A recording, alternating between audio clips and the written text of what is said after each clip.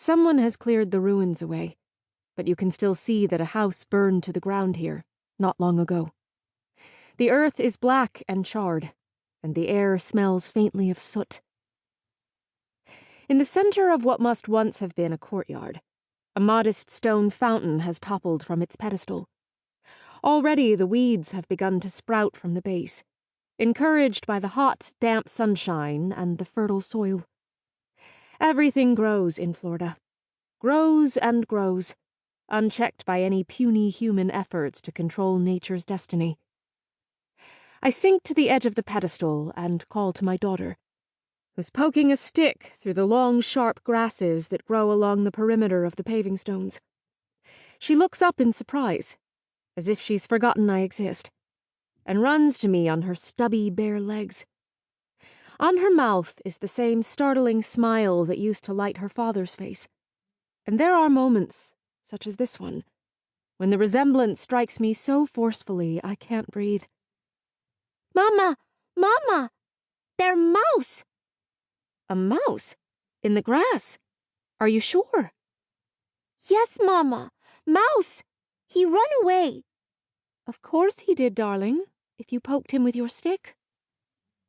Without another word, she burrows her hot, wriggling body into my chest, and I'm not one to waste such an opportunity. Not me. Not now. I clasp Evelyn between my arms and bury my face in her sweet-smelling hair, and I breathe her in, great lungfuls of Evelyn, as if I could actually do that.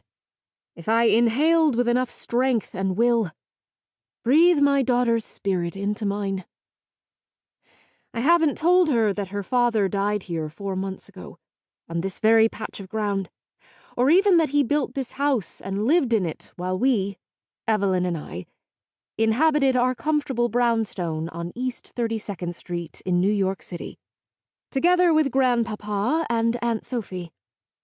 For one thing, I don't want to frighten her with the idea that a person could burn to death at 2 o'clock in the morning in his own house, just like that. For another, she's not that curious about him. Not yet. She's not yet 3 years old, after all, and she doesn't know any other little girls.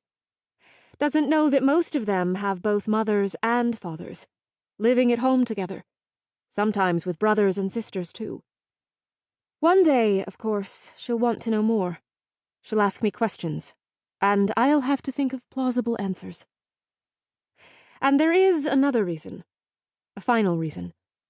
The reason I'm here in Florida to begin with, examining this blackened ground with my jaded eyes. I suppose I'll tell Evelyn about that too, when the time comes. But for now, I'm holding this reason inside my own head and nowhere else. I've learned, over the years, to keep my private thoughts strictly to myself. Behind us, Mr. Burnside clears his throat in that slight, unnecessary way that lawyers have. I imagine they think it conveys discretion. "Mrs. Fitzwilliam," he says. "Yes, Mr. Burnside?" "Have you seen enough? I hate to hurry you, but we do have a whole mess of appointments this morning." Mr. Burnside, you understand, likes to keep a tight schedule, especially in the face of this shimmering June sun, which forces all business around here to conclude by lunchtime.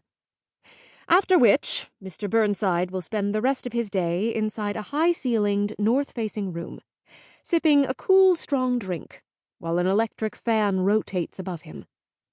If he can spare the energy, he might turn over a paper or two on his desk.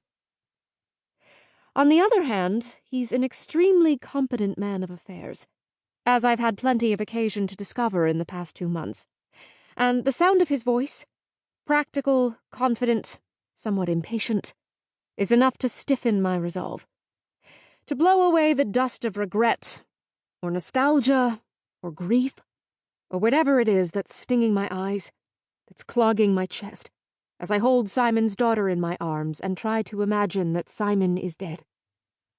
Dead. What a word. An impossible word, as unlike Simon as clay is to fire. I kiss the top of Evelyn's head, detach her from my arms, and rise to my feet. The early sun